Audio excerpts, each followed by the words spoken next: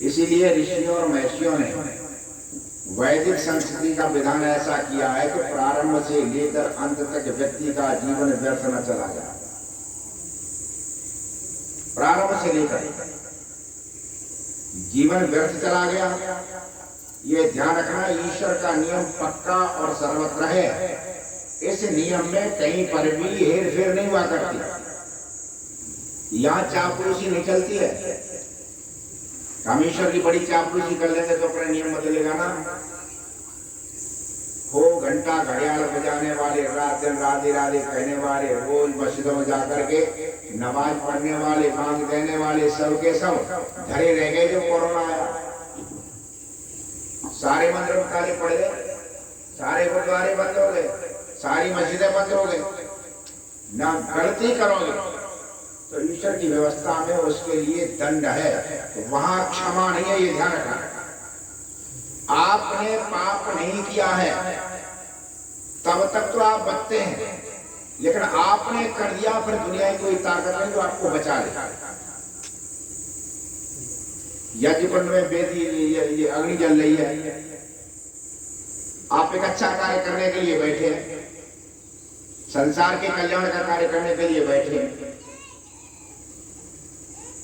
और यहाँ पर घी आपने रख रखा है। अब ये घिया रखा हुआ है, इस पात्र, ये पात्र अग्नि की तरफ है, पात्र गर्म हो गया, बहुत ज्यादा गर्म हो गया।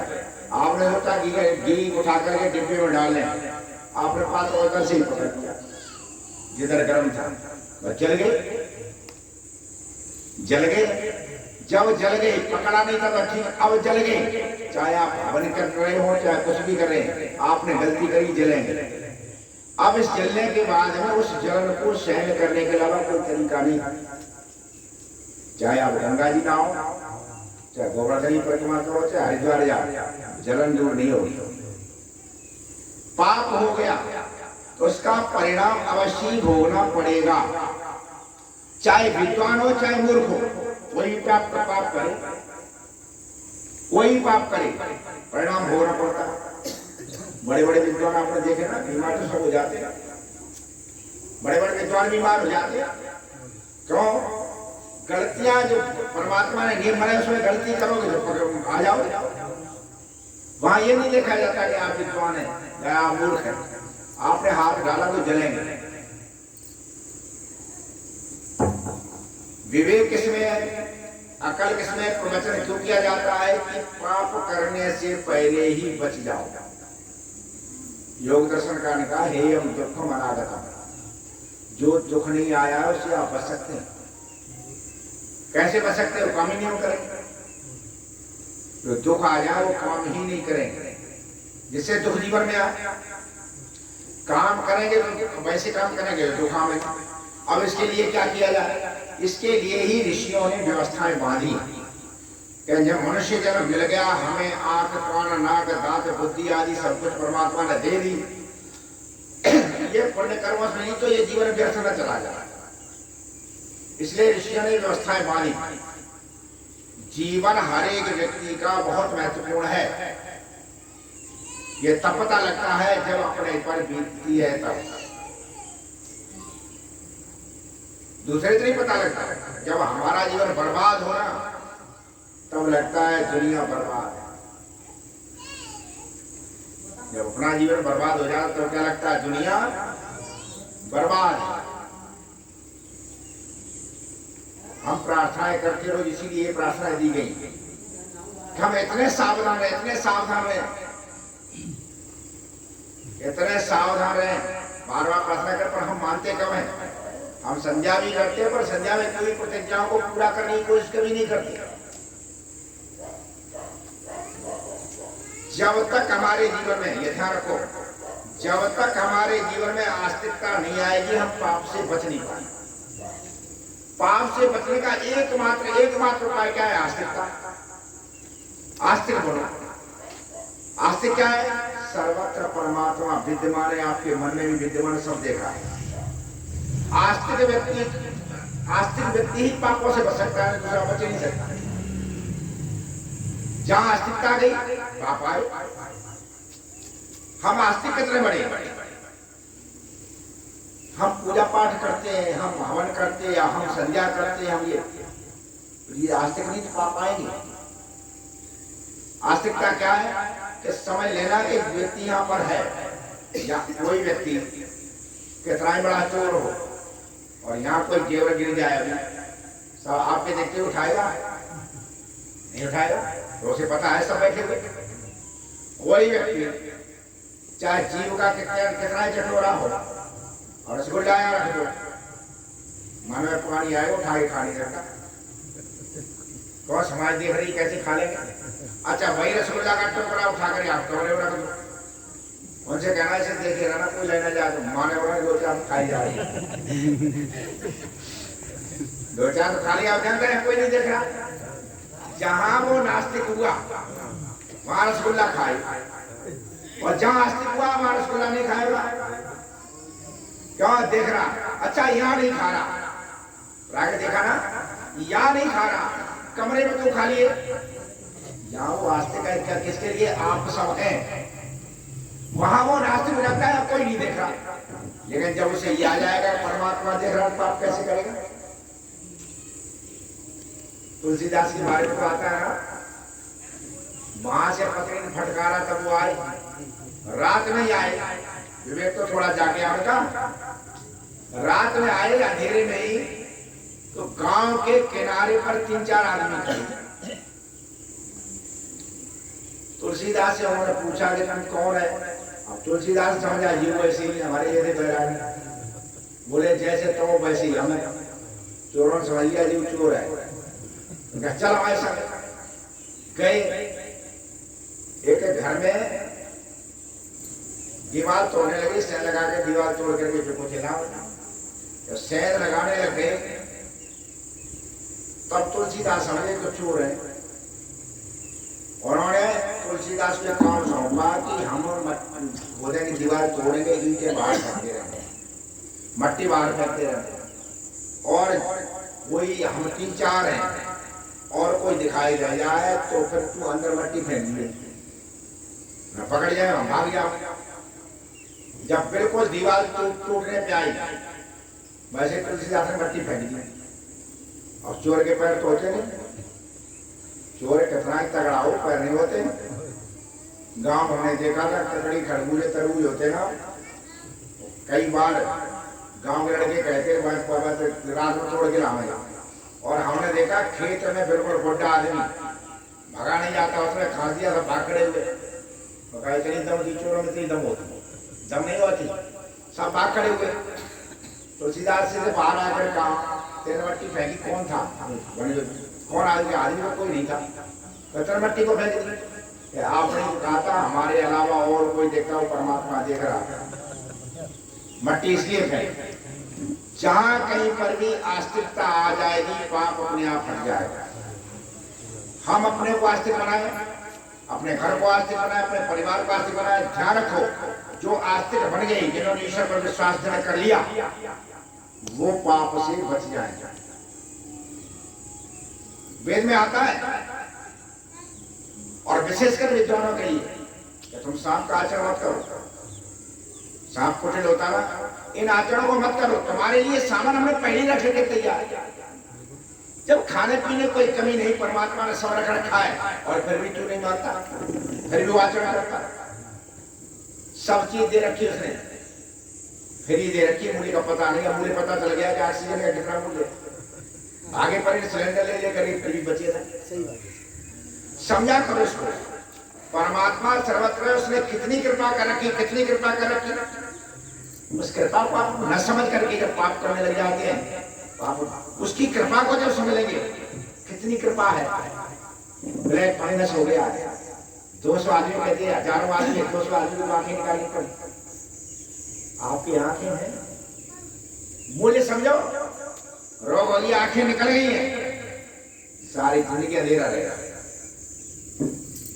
आपका हार्ट काम कर रहा है, अगले का हार्ट फेल हो गया है ना, बाईपास शरीर, लाखों रुपया चला गया, कितना बहुमूल्य दे रखा जीवन, कितना बहुमूल्य शरीर दे रखा, आप उसका मूल्य नहीं समझते।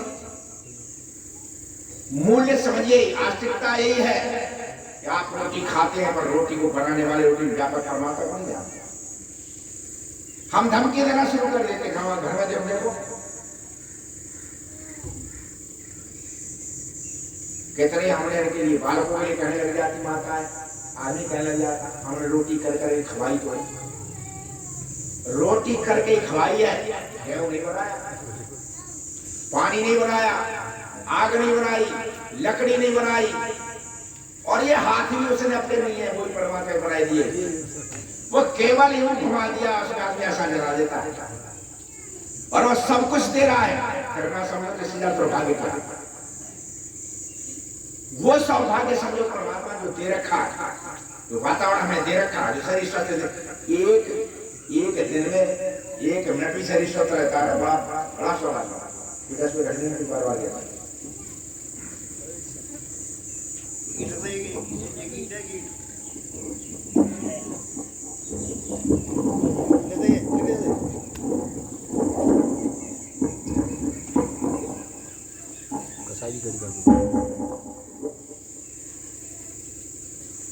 हमें यही सीखना है।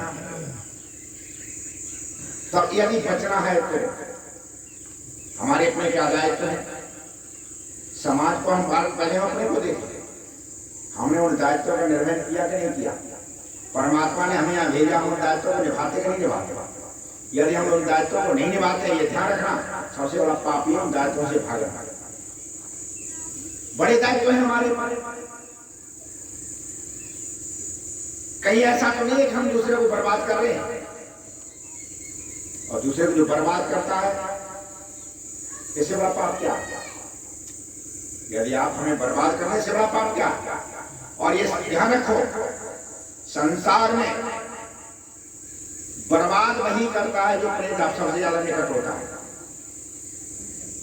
दूर वाला तो बर्बाद करेगा नहीं, बुलंदशहर का थोड़ी आएगा बर्बाद करने। संसार में जीव आता है, संसार में जीव आया तो जीव के सबसे निकट होती है माता। सबसे निकट कौन है? माता। यदि जीवन की बर्बादी होती है तो सबसे बड़ी दुश्मन माता है। यदि किसी का जीवन बर्बाद होता है उसके तलाश किसका? ये पाप किसको लगेगा? माता को लगेगा।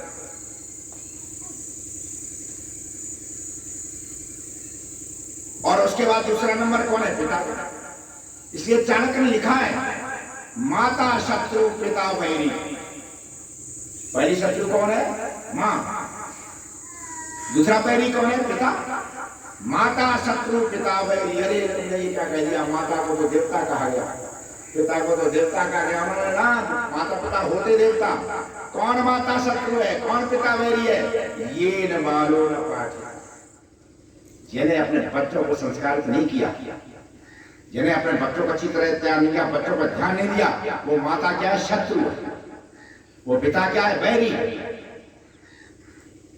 बालक पैदा होता कभी कान में ईश्वर ने कहला दिया तू वेद है, तो हम वेद हो। वेद कौन बनता है? पिता के लिए वो वेद है। वेद का मतलब धातु 4 अर्थ में आती। वेद लाभ है, पिता के लिए उपलब्धि है, पुत्र पिता के लिए उपलब्धि है। वेद ज्ञान है, समझना। अब जो कुछ है जैसा भी है ज्ञान वो तेरे लिए होगा, तेरे से मेरी सत्ता है। विद विचार है, सारे काम विचार पूर्वक हो। लेकिन वेद बनेगा कब? ऐसे नहीं बनेगा। कह तो दिया, वेद के लिए ब्रह्मर्षि ध्यान लिखा, सत्व ब्राह्मण में लिखा, मातृवान आचार्यवान है। मातृवान पितृवान आचार्यवान पुरुषो वेद। पुरुष वही वेद बनेगा जिसके माता पिता और आचार्य धार्मिक विद्वान। दूसरा नहीं बन सकता। माता से गड़बड़ हो गई फिर कोई दुनिया की ताकत नहीं बनाएगा। जितना माता पुत्रों का हित करती है इतना स्वामी जाने की संसार में कोई नहीं करता। सबसे ज्यादा हित करने वाली कौन है? माता। और बेटा जितनी माता ही मानता उतनी किसी की मानता हो, उसी की मानता।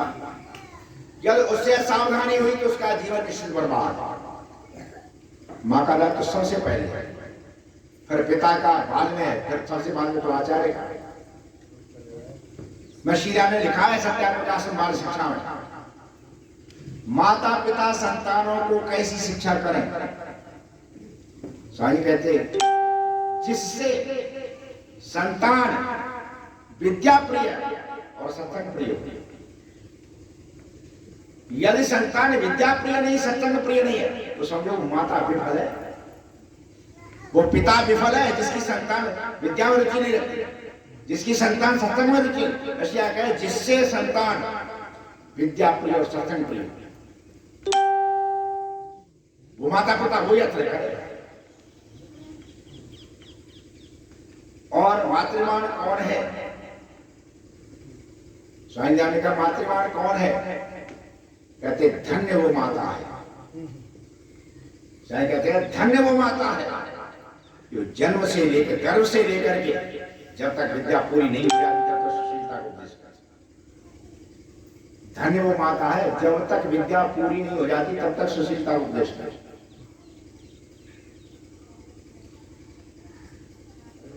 शास्त्रों में कहा है सारे मूल वृक्ष जो है ना, सब औषधियां हैं, प्रयोग करने वाले ऊपर है। हर व्यक्ति उपयोगी है, प्रयोग करने वाले ऊपर है।